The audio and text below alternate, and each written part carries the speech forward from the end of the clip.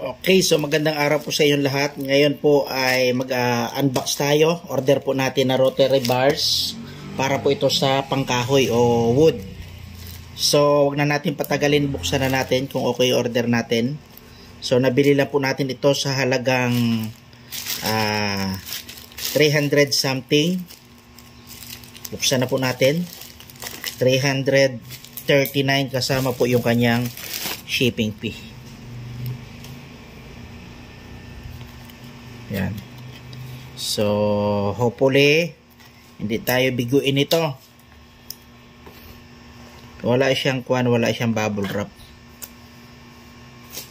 Ang may bubble wrap lang pala ay yung yung pinagbalutan. Talagang tinape maigi nung sealer. Oversize pa po ito. Medyo may kalayuan. Ayan. Wow. Malaki po siya, malaki. At mabigat. Sana tumagal to. Mukhang matalim maganda.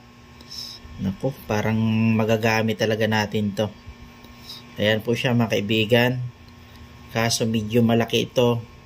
Kaya hopefully kayanin ng ating die grinder. Ano po? So yun lamang po ang may share ko sa inyo.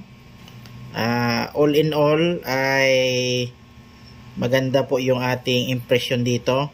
Malalaman po natin ito kung mabilis siyang mapurol or matibay yung kanyang mga talim. Ayan. So approve. Ang laki po nito ay yan po. 41 mm. 41 mm po yung circumference niya.